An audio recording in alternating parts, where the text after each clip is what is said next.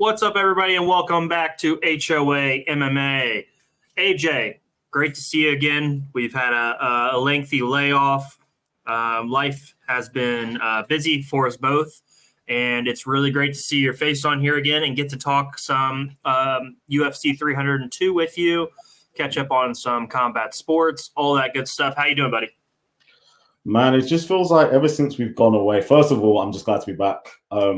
As you said, we've both been crazy busy. Sorry for everyone who felt like it's been a day and forever, but we are going to be back on hitting the ground running with this a lot more consistently. It kind of feels like ever since we've gone, everything, the world has gone crazy. I mean, the biggest rap beef ever has kicked off and gone has gone crazy. For anyone asks, is Kendrick won by a wash. And I've been enjoying the playoffs. The NBA playoffs. I know it's a little bit bittersweet for you. You know, the Caps going out. I expected to be, but overall, I think, like you're saying, it's been a fun playoffs. I mean, you know, we've seen some stars, we've seen some guys we know continue to play well. I mean, it's been a really fun playoffs for me too. But keep going where you're at. It feels like the first playoffs where like we're seeing like a new era in the NBA kind of forming now, because you know the guys who we normally see who've been at the top for a very long time, they either didn't make the playoffs, so a la Steph Curry, or getting swept in the early rounds, LeBron, KD, Kawhi, and then you got people like Tate, even though Tatum and Brown have been at this high level for a while, but they're still young. Lucas finally is really coming into his own. Kyrie's kind of found his role very, very comfortable. You know, we've seen a lot of like new stars, and even with OKC Thunder, with Chet and obviously SGA. You know, the future in the league is very bright, and it is quite refreshing to see. You know, just like some new names kind of going out there and building up their names. Life's been pretty cool for me in general. Me and you were talking yesterday. It's now indie week for me. I'm watching Indiana Jones again. Love that. Anyone who knows me will know that my dad made me watch those growing up, like, because that's when he was young, he watched the movie, so he forced it onto me. I'm just going through a little bit of a fun rewatch at the moment, as well as continuing a bit more of the Hong Kong John Woo movies. I watched Hard Boiled and The Killer recently. Amazing stuff. And that's what Fassbender's film's based on, correct? I believe so, yeah. Or taken from, you know what I mean? Yeah. Yeah.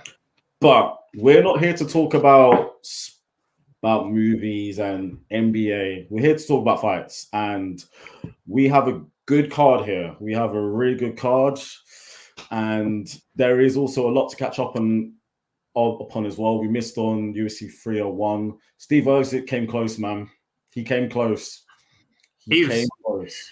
Man. Us there. And yeah, just to get back to that, because it has been a while, it just felt like he had, and I think sometimes because you brought up the NBA, we see this with guys.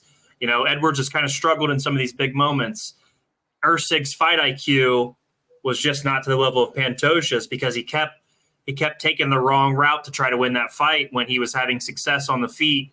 And I mean, you know, to be fair, on the feet, it was very close, but he kicked Pantosia's ass. I mean, you know, it was impressive, but that fight IQ, those big moments, you don't know what you're going to do. Steve Usyk came up a little short against Pantoja. Hell of a fight, though, man. Hell of a fight. It's easily one of the best fights that I've seen this year. It was so highly contested. It was just that one Illis-5 choice to go for the takedown in round 5. When you can see you're tagging him on the feet. You're tagging him there on the feet, you know. But again, in those moments where you feel like, okay, he kind of revert the type, because he's fundamentally a grappler, but Pantoja is just a bit more seasoned than him, and that's what kind of turned really tired in it. To kind of follow up on 301 as well, Aldo looked great. Aldo looked great for someone who retired coming off two years or so. You know, he looked great, and it kind of showed that he still has a lot left in the tank. It would have been great for him just to say, I'll come back for this one fight. I wanted to retire in Rio, but considering what he did to Jonathan Martinez when it looked really good, a vintage performance, if he says, I'll stick around for 2, maybe 1, 2, or 3 more fights, I wouldn't be against that. Caio Borralho is a star. He's going to be a major problem, as will Michel Pereira. I think we're forgetting somebody pretty important, AJ. I think we're forgetting somebody pretty important. Do you want to talk about him, or do you want me to talk about him? Go ahead. Anthony Smith is back. He's back, damn it. Guillotine choke. Vitor Petrino. He's back, AJ. Back in the hunt. No, I thought he was going to get smoked. Good for Anthony Smith. I still low-key support him, but it was a nice win for him because he was in that situation where he's potentially getting fed to the wolves again, and he uses his experience, his some of his ground game, and got the guillotine choke. So I just wanted to give him a shout out because we both thought he was in trouble. I mean, to be fair, it kind of helps when Petrino made a dumb move. Yeah, no, I totally. It was silly. But you know what? If this is what gets Anthony Smith back on the saddle and kind of gets a nice little run, then I'm all for it. I like how the UFC are just putting Derek Lewis in these main events and just giving him fun matchups. We're not going to see him at the top fighting against killers inside the top 10 anymore. Well, at least for right now, just put him as a main event on a fight night because he's very, very popular. Give him a 50-50 matchup, and either an up-and-comer would obviously get a chance to get that name on their resume and push on, or Derek Lewis delivers a highlight reel moment, and he did. So it's very fun to see that from him. But in terms of the St. Louis show, it was all about Joaquin Buckley for me. He was very impressive. Yeah, he was. Very, very dialed in and focused against someone where it was a bit of a nightmare matchup. Like in terms of like the size difference was crazy. He's coming down from middleweight as well, even though Buckley fought there. Like you would have thought that this would have been a bit too much, but Joaquin was very dialed in and very impressive performance. And Carlos Ulberg has punched his ticket because even though Menefield did the worst choice possible against a slick kickboxer and just run in, Carlos Ulberg did what he needed to do, and now because of what happened with Killer Roundtree with his suspension, he's kind of hit the fast track. Like he has. Well, he's got the massive opportunity. Yeah, like you said, he's got a golden ticket almost. I mean, you beat Kamal Hill, and you're right. You're a new name, and you're a new contender. Like, no, even now. You are next.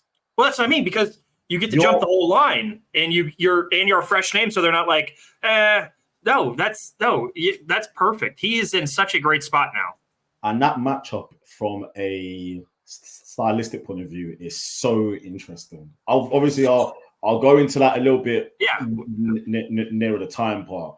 That's good. That's going to be a very interesting fight. I also want to mention the last thing about that card from St. Louis. Chase Hooper is slowly maturing into a fairly well-rounded guy. For someone when he's joined so young, he's still only 24 as well. At featherweight, he was a bit, even though he's very tall, you can kind of tell the weight cut was like affecting him a little bit. And there are some sharks there. And he was come across as a bit one-dimensional. He's slowly rounding out his game. His striking isn't there yet, but you can see improvements. Especially against someone like Rosa, where I thought like this is someone who brings a lot of pressure and hits very hard. And we've seen when Chase gets caught, he folds. But Chase Hooper, man, you can tell he's grinding every day. He's improving each fight.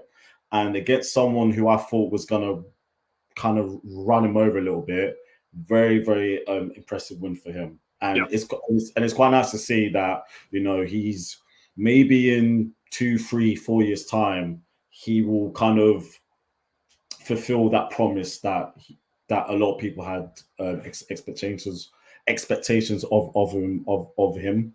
And then the most recent fight card, Leroy Murphy, top 10 next.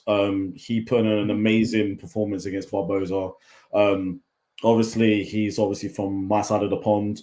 Everyone rates him very, very highly, as do I.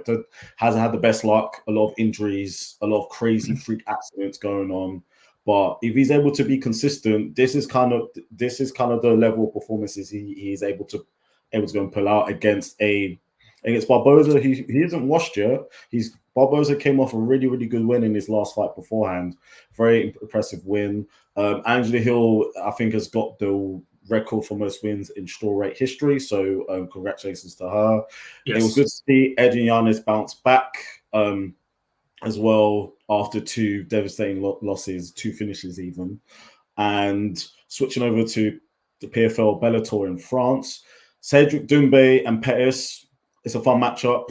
Even though I feel I would have, if there's one guy I wouldn't want to fight in France, is literally Cedric Doumbé, because he's literally like a hero over there. And Pachimits got lucky against Magomedov. That was a close fight. Yeah. I probably would have given it to Magomedov, but you know, he kind of just got up. He probably just got by.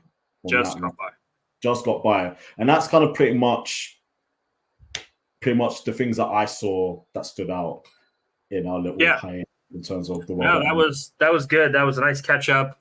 A lot of good stuff in there that we missed, but we're back now, AJ.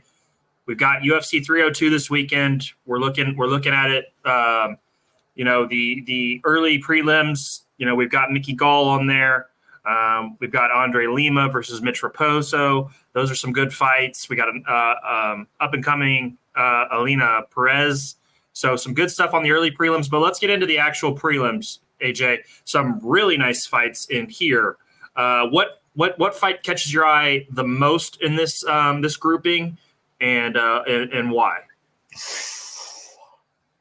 Every fight on these prelims are great 50-50 matchups. Like these are going to be very, very, very fun, very, very fun fights to watch. Mine's, and this is going to sound like a safe pick, but it's probably the feature prelim with Almeida against Kopylov. Kopylov last time out, I've been very high on him. He kind of fell short against Anthony Hernandez, which is nothing to really it isn't really something to knock on. He's facing against Almeida, who is a experienced kickboxer who fought in Glory. So he's a very seasoned kickboxer. Kopylov likes to fight on the feet. That's going to be a very interesting matchup stylistically to see. So that's probably the one that I've got my eye on. And Almeida's a little bit older, is he not? He's what, mid-30s? 36. So it's 3 years. It's 3-year gap. Yeah. So he's, his actual MMA career is a little bit later, but it should be interesting. I like that pick. I kind of like the Phil Rowe versus Jake Matthews fight. I like the size differential. I like some of that. I've always been a low-key Jake Matthews fan. I wonder if he can get going again and maybe make another run at welterweight. He's had some tough fights. The loss to Smellsberger, to Morales. So let's see if he can get back in the win column. So that's a good fight too. And then Grant Dawson. Grant Dawson's got another chance to get back out there and get a win after a tough loss to the King. So, yeah. But let's get into the main card. Randy Brown versus Dos Santos. Randy Brown, always entertaining, always fun. What do you think about this fight? Santos is going to have to. It depends on what kind of Randy Brown turns up, because there are times when we've seen Randy Brown kind of fold, mainly against the more of the upper tiers. So the likes of the Jack Della of the world. But when Randy Brown's on and he's switched on, one, like you said, he's very, very fun to watch, but he's also a problem to deal with because he's very tall and very long for this division. He's very quick. He's very, very quick. And Santos, who's 37 and isn't known for being on the feet too much, is he going to be able to go and deal with Randy Brown's movement? Because he has very good lateral movement and he's very good at fighting long, and that's a very difficult style. When facing someone who has a height and reach advantage than you, and they also know how to use it, that's a very, very difficult thing to kind of close in. If I am Santos, I'm getting close. I'm putting pressure early in order to obviously grapple, because that's kind of like his wheelhouse, and that's kind of where he would find success. If I'm Randy Brown, keep it on the feet as much as possible. I'm kind of using leg kicks. I'm finding my range, and then once I get Santos frustrated, that's when I'll unload and maybe catch him coming in. They are both in good form as well. They're both similarly in terms of the recent fights. I think Brown's going to be a bit too quick for him. I'm going to go unanimous decision. I just feel like I don't think Santos will be able to keep him down enough, and I also don't think he will. I don't think he'll be able to catch him as well. Yeah. I know people sometimes overdo the reach, but there is a 5-inch reach advantage. That is something to watch, especially when you want to get in close with somebody. That reach really does matter in those type of situations. I got Randy Brown winning also. I think decision is the right choice here. I'm happy to get Randy Brown back on a pay-per-view card. That's exciting. Next fight, we got Jailton Almeida versus Alexander Romanov. This is a fun one for the big boys. Romanov is a bigger heavyweight, and Almeida is, pretty chiseled up. This is going to be a fun one, AJ. What do you got here in the heavyweight arena? It's the battle of the grapplers. We got Romanov is kind of more of the heavy wrestling base, and then Almeida, we know what Almeida wants to do. He wants to go. He wants to grapple. He wants to take you down. He wants to be able to choke you out.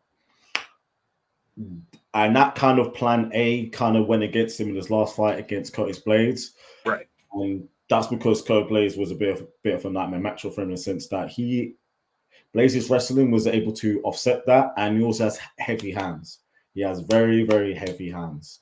Romanov isn't really known for his power per se, but the thing that is going to decide this fight is going to be who is able to establish dominant position, because we already know between these two there's going to be a lot of grappling exchanges here. Romanov is a lot bigger than Almeida. Almeida isn't really the biggest heavyweight. He can easily make 205 if he really, really wanted to, but he just wants to fight a heavyweight because he probably doesn't really even want to cut the weight anyway.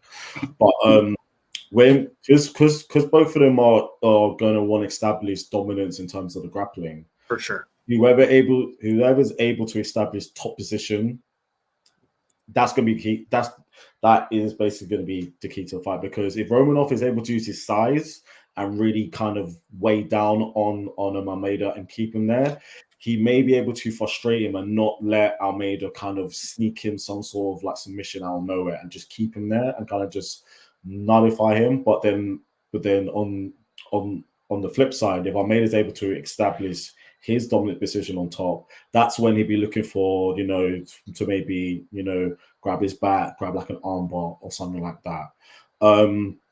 If I'm also Almeida, I'll be if he's been working on his kickboxing and striking on the feet, this is probably the best fight to test it out, because like I said, Romanov isn't really known for fighting on the feet. He's very wrestling first, and you are going to be faster than him. You are going to be more explosive. You're going to be more faster.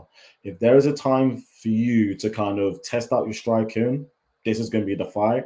And even then, do not get fixated on it either.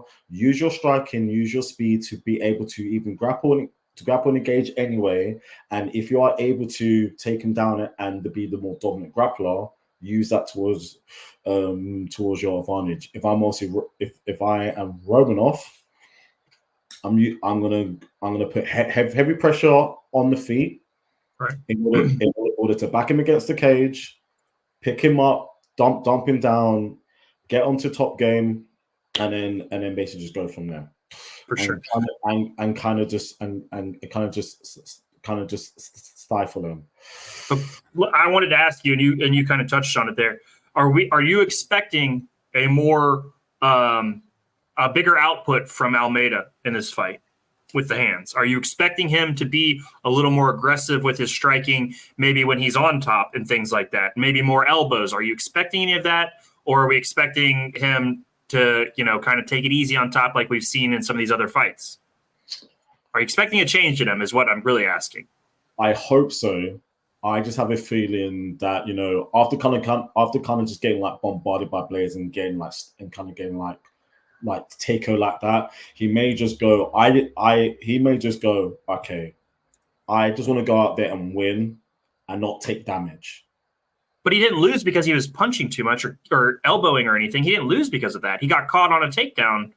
I'm saying, are we getting more volume when he's on top? Are we getting more trying to get people out of there? I will personally hope so. I would hope so. Yeah, that's got to be it, right? It has to be, because he even said in an interview that like he kind of knew, if I won, I would be the one facing Tom Aspinall, and he kind of feels like I basically missed out, and I kind of hoping that he's probably taken time to just reflect on that and be like, I need to be more of a mixed martial artist rather than a jiu-jitsu guy only. So I would basically hope so. I would hope so. And this is probably the perfect guy to do it against. This is the perfect opponent to do it against. So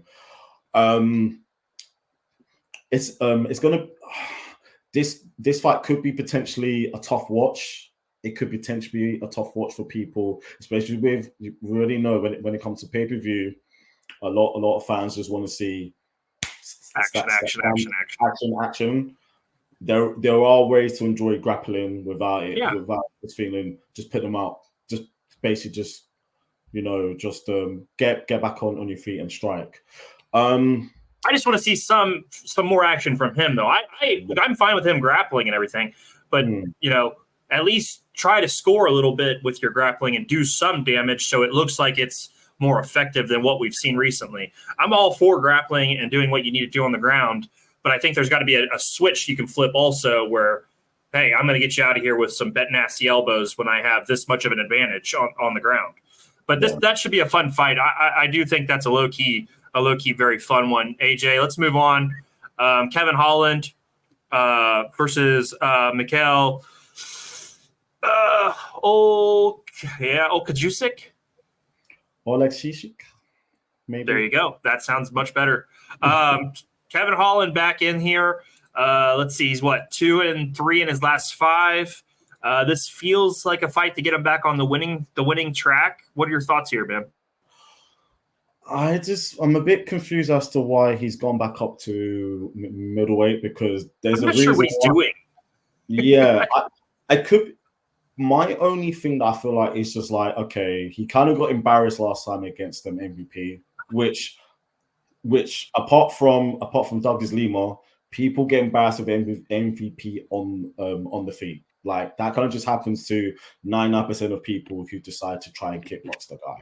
So I just feel like he's probably thinking, let me just kind of put that fight to one side. Let me just get back out as soon as I can and kind of just get back on track and get myself a win. I would, because the reason why he went down to 185 pounds was that guys in middleweight were too big in terms of the grappling. That being said, Michel Oleg, I'm just gonna say Oleg because I don't know if I actually pronounced his surname properly. He's more of a kickboxer, and it's a bit more of a very favorable matchup for him because even so, Kevin Holland still has the height and the reach advantage. And Kevin's also going to be faster. He's going to be a lot faster, and he's a little bit more sharper on the feet. And Michel is going to come is very aggressive.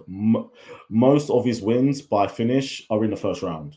I think apart from one, all of his KO TKO wins will all come in the first round. He's very, very aggressive. He kind of really gets he kind of comes flying off off the blocks early to kind of get you out of there. Kevin is good enough of a counter striker to be able to make to make him pay for that if he does overcommit. We saw against Ponzinibbio when Ponzinibbio was basically chasing him and overcommitting. One straight coming over, bang, that's all it does. And especially you find that at middleweight, he's gonna have a lot more pop in his strikes because he's gonna have 15 extra pounds to him as well. If Oleg on the flip side, you have to close the gap.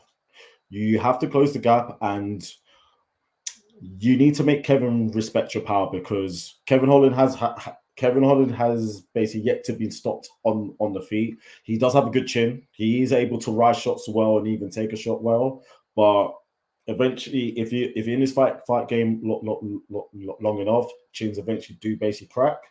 Oleg is probably gonna have to take 3 to land 2. And if I'm Kevin as well, you are the better grappler as well. So if you are able to rock Oleg and get him down, he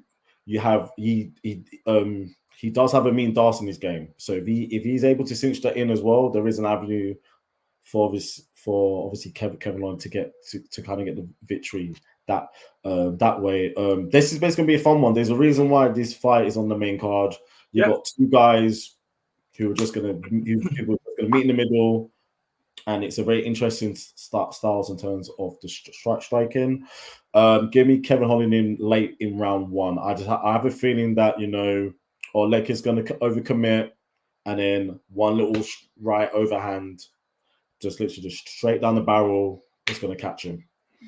Okay. I'm going to actually go by Kevin Holland by submission. If you look at some of Oleg's, most of his losses in the UFC have been by submission.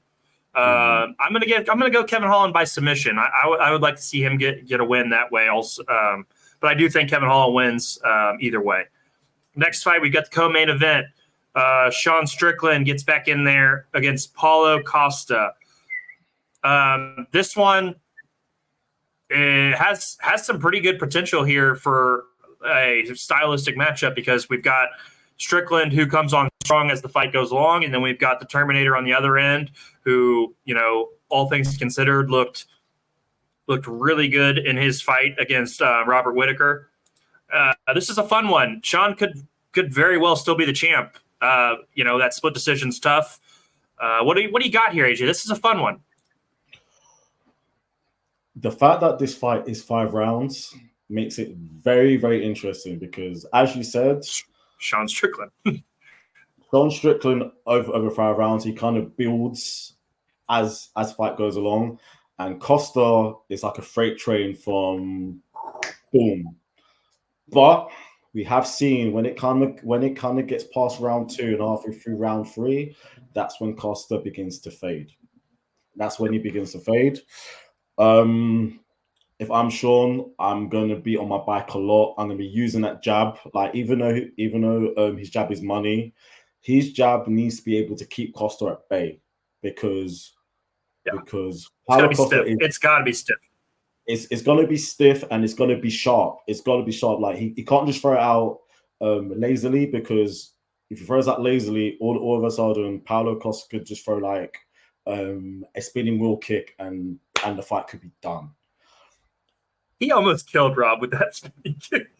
He was very close. He was very close to killing Robert Whittaker with that kick. There were a few people who make it out of that fight if that wheel kick lands on them. Like there are very few middleweights who can actually take that kick.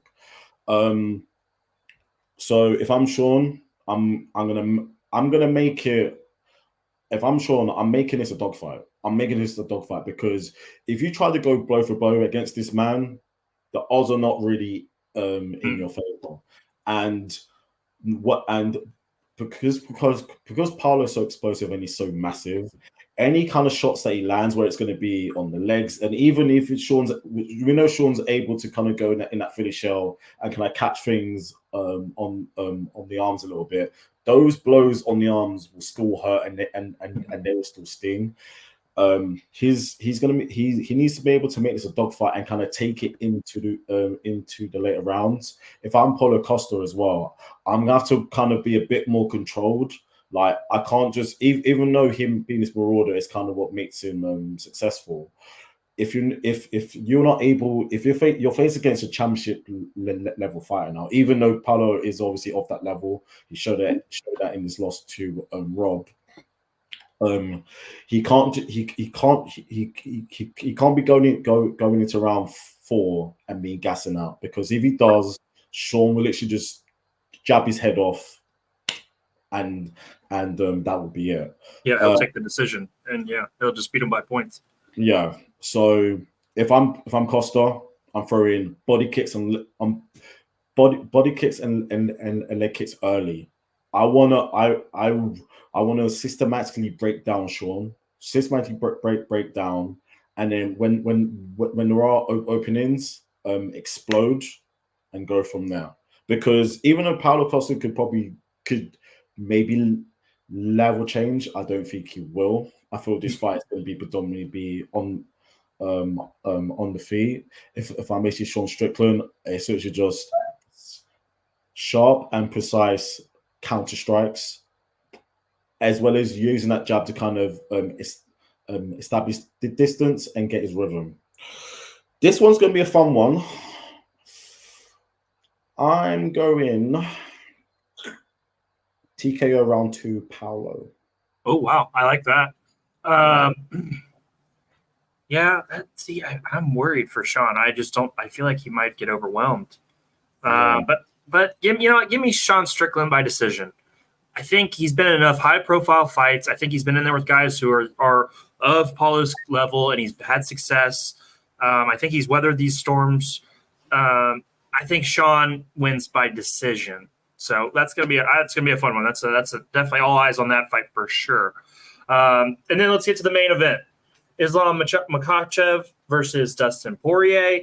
AJ, this is probably Dustin's last chance at the title, more than likely. Is there anything Dustin can do to stop Islam? Islam Makhachev is pound for pound the best fighter on the planet currently. He is sensational. Like, he's just sensational to watch. His wrestling is unbelievable. Just that Dagestani style, and his striking is very, very tidy. He has very sharp, tidy kickboxing. He is, like, as I said, he's literally the best fighter currently on form, because I know people are going to throw John Jones. John Jones is literally the greatest fighter of all time, in my personal opinion. But in terms of current fighters actively fighting and based on current form, Islam Makhachev is the best fighter in the world. That being said, there is a route for victory for Dustin. It's going to be hard. It's going to be very hard, and it's something that's very, very interesting, and something that I kind of really just picked up and noticed on recently. Islam Makhachev is a southpaw. DP is also a southpaw. DP has good success against southpaws recently. Benoit Saint Denis and Conor McGregor. They are both southpaws. Yes. DP was basically able to put them away. I'm not saying both those guys on the level of Islam Makhachev. No way, no how. But if Dustin is able to keep things on the feet and find openings, especially with his check right hook, that right there is basically an avenue for success for Dustin, especially because I know this is a long time ago, but the one blemish on Islam Makhachev's record against Adriano Martinez was a check right hook, caught him and put him out. Even though it kind of looked a little bit early, he wasn't out. Like he kind of just came due. Like he was gonna get ground and pounded anyway. The ref kind of just stopped it and saved him from taking any unnecessary damage. So that basically there is a avenue for him. And I also feel like he's going to find it a bit uncomfortable on the feet at times because Poirier for me is the better boxer. I also feel that Makhachev is probably the tidier and more technical kickboxer, if that makes sense. So in terms of the power, DP has that advantage, especially when it comes to just pure boxing. He has that advantage. But in terms of really adding kicks, I think Islam Makhachev is a bit more technically tighter than him, and then it'll just come down to is Islam able to contend with DP on the feet and just avoid those power shots there. Mm-hmm. And as well, we already know that DP fought against Khabib, and Khabib is going to be in Islam's corner.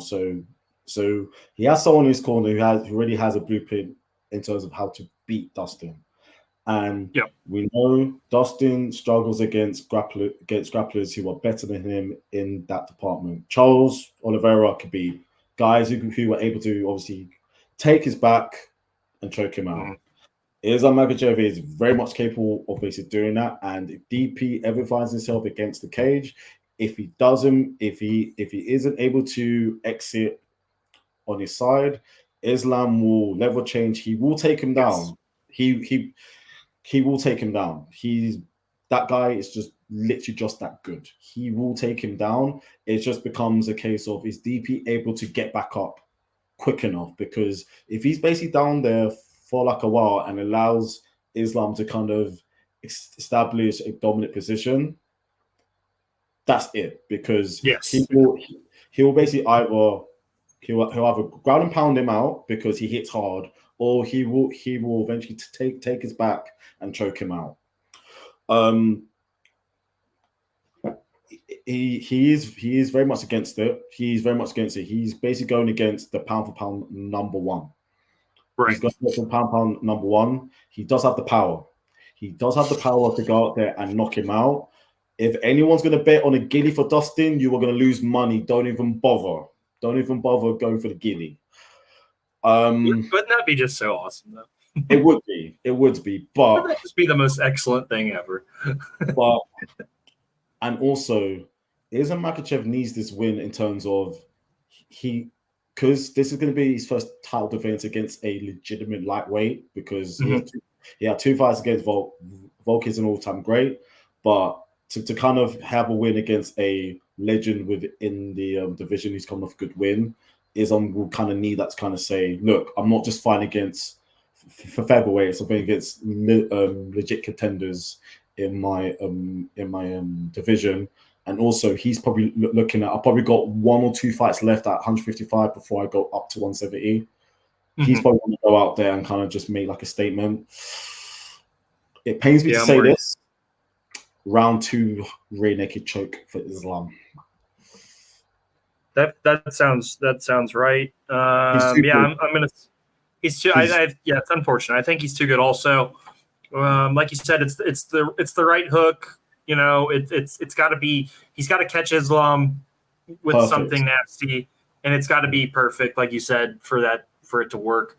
I have Islam winning. Also, I got submission.